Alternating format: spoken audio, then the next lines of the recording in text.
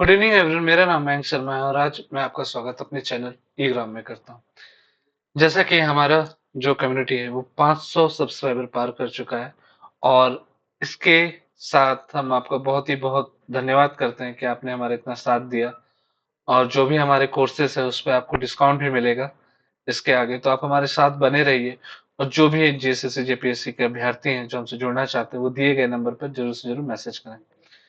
अब चलिए हम एक फ्रीडम फाइटर के बारे में जानने वाले हैं जिनका नाम है वीर बुद्धू भगत। क्या नाम है इनका? वीर बुद्धू भगत। इनका जीवन काल तो बहुत ही कम समय में रहा।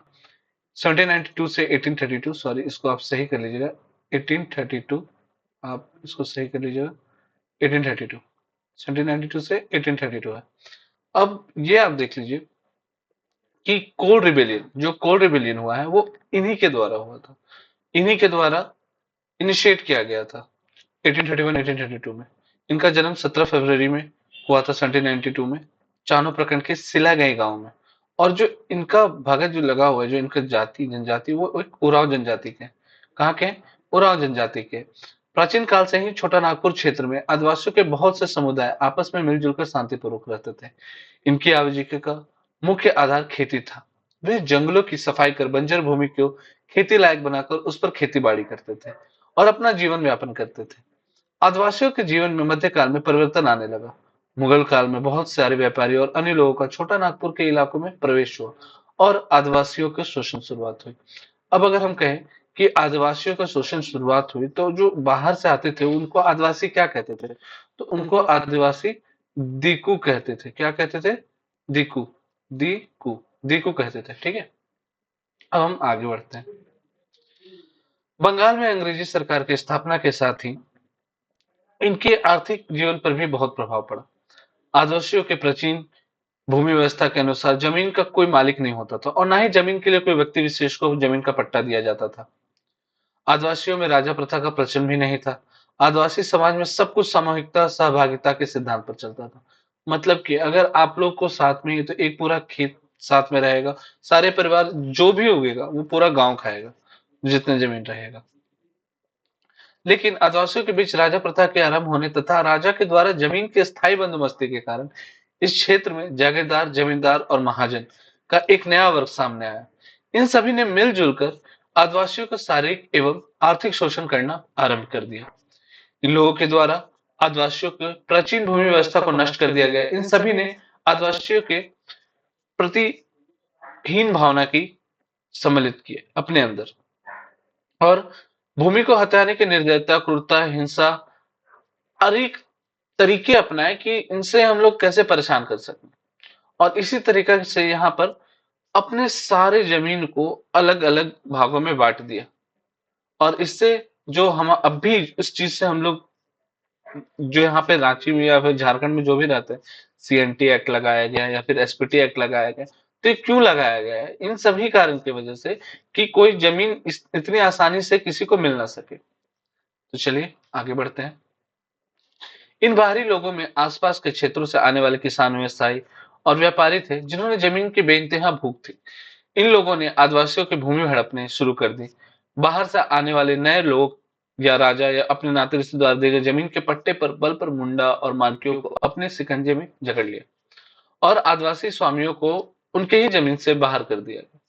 इन बाहरी लोगों के द्वारा राजा और उनके रिश्तेदारों का जमीन से पट्टा लिखाकर आदिवासी से हजारों एकड़ भूहरी जमीन ऐठी, उस पर अपना निजी स्वामित्व स्थापित कर दिया और भूहरी जमीन का मझेस जमीन में परिणत कर लिया। इस प्रकार आदिवासी जमीन के मालिक से लगान देने वाला रैयत बन गया। अब आपको कंफ्यूजन होगा, भूइयार, मझियस, ये सारा चीज आपको मैं सेंट एसपीटी एक्ट में पढ़ाऊंगा और सेंट एक्ट में आपको सारा टर्म क्लियर करूंगा। क्या भूमर होता है, क्या एसपीटी होता है, सारा चीज में मझियस जमीन क्या होता है, सारा चीज मैं आपको क्लियर करूंगा। तो चलिए, अंग्रेजों के आने के पूर्व ही छोटा नागपुर के इलाकों में भूमि संबंधी अशांति का बीज बोया गया।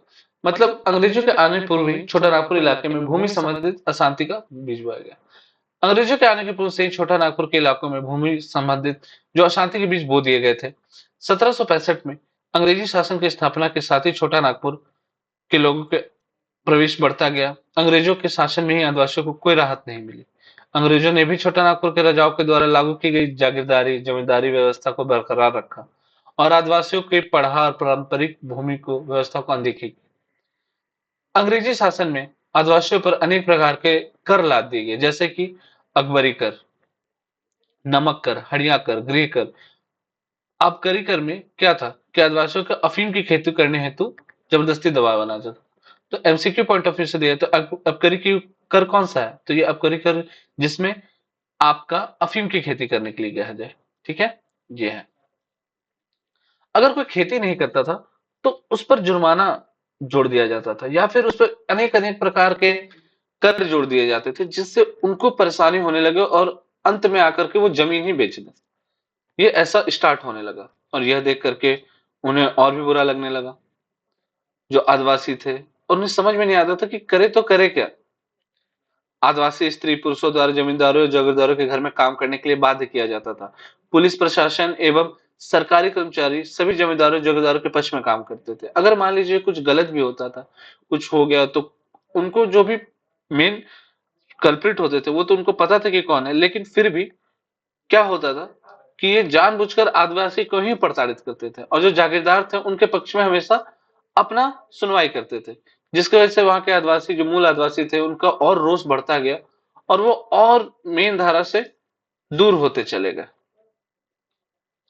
अब यही शोषण देखकर बुद्ध भगत और भी बेचैन रहने लगे, क्योंकि अगर आप कहीं लोग अगर देखें कि अगर किसी चीज पे गलती होता था तो आप इंसान को पता चल जाता था कि क्या गलत हो रहा है। ऐसा तो नहीं है कि आपके साथ गलती होगा और आप पता नहीं कर पाएंगे, वो तो पता चल जाता था। वीर बंधु भगत बचपन से ही बहुत ही प्रतिभाशाली गुणवान थे, इसलिए लोग उन्हें देवी शक्तियों का स्वामी बुलाते थे। वह हमेशा अपने पास एक कुल्हाड़ी रखते थे, एक तलवार और तीर धनुष चलाने में निपुण थे, साथ ही वे अच्छे घुड़सवार भी थे। उनमें अदम्य साहस एवं अद्भुत नेतृत्व की क्षमता थी। सिलगाई में कोल विद्रोह का नेतृत्व किया, पत्नी बेटे और बेटियों ने जमींदार और अंग्रेजी सेना का परास्त कर दिया। अब जैसे 11 दिसंबर 1831 तमाड़ से महान कोल विद्रोह की शुरुआत हुई।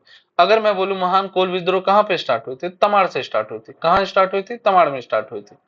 और सिलगाई समेत आसपास के इलाकों में विद्रोह का नेतृत्व किया। किसने किया, वीर बुद्ध भगत ने किया। बुद्ध भगत की पत्नी बाल कुंदरी भगत ने अपने 3 बेटों हलधर, गिरधर और उदयकरण भगत के साथ 2 बेटियां रुनिया झुनिया के नेतृत्व में आदिवासी योद्धाओं ने जमींदार जागीरदार और अंग्रेजी सेना को परास्त कर दिया था। वीर बुद्ध भगत अपने तीनों बेटों और बेटियों के खौफ से अपने सारे जमींदार, जमादार, सूदखोर अपने सब कुछ छोड़कर छोटा छोटा नागपुर क्षेत्र से भाग खड़े हुए और उनके बेटे बेटियों ने जान माल के अच्छे खासे क्षति पहुंचाई थी। अब ये चीज देख करके अंग्रेजों को भी पता चल चुका था कि उनके सामने अब कोई लोहा लेने वाला आ चुका है, जो उनको कड़े टक्कर में कड़े स्वर में आवाज दे सकते हैं। अब जो अपने वॉरियर को जब वो तैयार कर रहे थे तो उन्हें किस प्रकार का प्रशिक्षण देते थे, तो गुरिल्ला युद्ध का प्रशिक्षण देते थे। जब प्रशिक्षण देना स्टार्ट कर दिए थे वो, तो अंग्रेजों को लगा कि अब ये ज्यादा हो रहा है, अब इनको पकड़ना होगा। तो इसके लिए उन्होंने क्या कर दिया, एक इनाम घोषित कर दिया। वो कितने का इनाम था, वो 1000 रुपए का इनाम था। तो कोल विद्रोह कब हुआ था, 1831 तक, 31 से 32 तक किसने किया था, बुद्ध भगत ने किया था। अब इन पे इनाम कितने का लगा था, तो ये 1000 रुपए का इनाम लगा था। छोटी छोटी चीजें हैं पर आप याद जरूर कर सकते हैं। याद करने से क्या होगा, एमसीक्यू पॉइंट ऑफ व्यू से भी आपको बहुत ही ज्यादा हेल्पफुल मिलेगा। मैं ये कहानी की तरह इस तरह बता रहा हूं क्योंकि आपको हर चीज छोटे छोटे स्वर में याद हो जाए और आप जब एमसीक्यू देखें तो आपको कहानी भी याद आ जाए। चलिए, अब वीर बुद्ध भगत को अजात शत्रु कहा जाता है। क्यों कहा जाता है, क्योंकि जब ये एक बार अपने अंग्रेजों की अंग्रेजों से अपने अंग्रेजों से भिड़ गए थे, तो उनको अंग्रेजों ने घेर लिया। जब घेरा तो अपने 300 व्यक्तियों, वो ऐसे थे कि इनके लिए जान दे देते थे। तो इन्होंने 300 व्यक्तियों का एक घेरा इन्हें घेर लिया ताकि कोई भी अंग्रेज इन पर गोली ना चला सके, इन पर क्षति ना पहुंचा सके। जैसे इन्होंने क्षति पहुंचाया तो गोलियां चलाना स्टार्ट हुए और उस गोलियों में कम से कम बहुत से लोग मरे। क्यों, क्योंकि वे बुद्ध भगत को अपना आइडियल मानते थे और उनके लिए अपना सिर्फ शरीर ही त्याग नहीं दिया, वो सारे लोग अमर हो गए। सिर्फ वीर बुद्ध भगत ही अमर नहीं, तो उनको जो सपोर्ट भी करते थे उनको भी याद करना चाहिए। उनके बच्चे जो थे, उनकी बीवी, क्योंकि हर किसी ने अपना एक योगदान दिया। तो मेरा कहना है कि आप जो भी पढ़ रहे हो उसको एक बार डीप थॉरो तरीके से जाए, ताकि आपको याद हो सके। चलिए, अब वीर बुद्धू भगत किसी के हाथ में आ नहीं रहे थे। इससे क्या हुआ कि कप्तान इम्पे वो अपने को आगे लाए, और अंग्रेज सरकार ने बोला कि चलिए आप इनको पकड़िए। अब इन्होंने कप्तान इम्पो को हाथ में दे दिया कि अब आप ही को पकड़ना है। और जो हमारे वीर बुद्धू भगत थे, वो पकड़ में नहीं आते थे, क्योंकि उनको गुरिल्ला वार में क्या था कि उनको पता था कि एस्केप कैसे होना है, भागना कैसे। ये चीज जब इनको सारी चीज पता थी, तो ये भाग जाते थे। क्योंकि अंग्रेजों को उतना जंगलों का ज्ञान नहीं था, तो वो लाख प्रयत्न करते थे, फिर भी वो वीर बुद्धू भगत को पकड़ नहीं सकते थे। अब इस चीज को देखकर अंग्रेजों को बाहर से सैनिक बुलाने पड़े। अब सैनिक बुलाने पड़े, वो कहां से बुलाएंगे? तो 25 जनवरी को कैप्टन विल्किंसन के पास से 200 बंदूकधारी और 50 घुड़सवारों का एक दल देव मित्रभान सिंह के नेतृत्व में आया। टिकारी के महाराजा मित्रजीत सिंह ने कैप्टन विल्किंसन को 300 बंदूकधारी और 200 घुड़सवार दिए। अब आप देखिए ये कितने लोग को दे रहे हैं, कितने लोग इनके पीछे लगा रहे हैं। फिर से अगर आप देखिएगा तो सिर्फ इतने ही लोग नहीं थे। मित्र अजीत सिंह के भतीजे विष्णु सिंह ने 150 बंदूकधारी और 70 घुड़सवार भेजे, और खान बहादुर खान ने 300 सैनिक दिए। इसके अलावा अंग्रेजों सरकार ने बंगाल के बैरकपुर से एक रेजिमेंट पैदल सैनिक दमकम से एक ब्रिगेडियर घुड़सवार तथा तोप खाने एवं मिदनापुर से 300 पैदल अतिरिक्त सैनिक भेजे। बनारस दानापुर से भी अतिरिक्त लोग आए, और अतिरिक्त सैन्य दल की घुड़सवारी दस्तों के अन्य से परिस्थितियां बदलने लगी।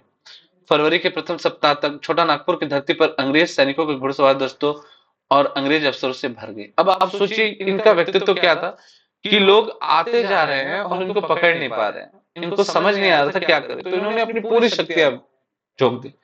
अब बंदूकधारी अगर बोला जाए तो बंदूकधारी का मतलब ये नहीं है कि वो सिर्फ एक नॉर्मल थे।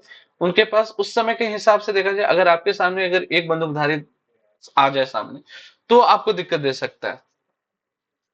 चलिए आगे बढ़ते हैं। जब इनके सामने पूरे लोग आ चुके थे, सारे सारे इनके दुश्मन आ चुके थे, तो 13 फरवरी 1832 को कैप्टन इम्पर ने 4 कंपनी पैदल सैनिकों के साथ घुड़सवारों दस्तों के साथ सिलागाई गांव को घेर लिया। वीर बुद्धू भगत और अपनी पत्नी बाल कुंद्री भगत, अपने छोटे भाई उदयकरण भगत और अपनी 2 बेटियां रुनिया और झुनिया तथा अपने भाई और भतीजे समेत सैकड़ों वीर योद्धाओं ने मिलकर अंग्रेज सैनिकों से लड़ा, और वीरतापूर्वक लड़े। दोनों की ओर से भीषण युद्ध हुआ, लेकिन उनके तीर अंग्रेजों के बंदूक के आगे ज्यादा देर टिक नहीं सकी। उस लड़ाई में वीर बुद्धू भगत और बाल कुंद्री देवी और उनके सारे जितने भी थे वो वीर गति प्राप्त हुए। वीर बुद्धू भगत को अंग्रेज सैनिकों ने चारों ओर से घेर लिया था और उनसे आत्मसमर्पण करने को कहा, लेकिन वीर बुद्धू भगत की गुलामी करने से ज्यादा मरना पसंद था। उन्होंने आत्मसमर्पण करने के बजाय अपने तलवार से खुद ही अपने सर को अलग कर दिया।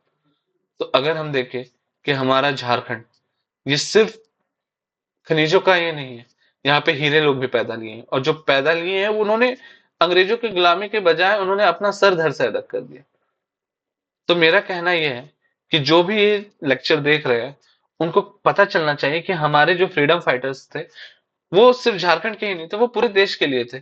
और अगर अपनी कंपनियों को इतने लोगों को बुलाना पड़ा, तो जाहिर सी बात है कि कुछ तो था अलग उनमें, कि सारे जो अंग्रेज थे वो पूरे इंडिया में कब्जा करके रखे थे, लेकिन झारखंड पे कर नहीं पा रहे थे।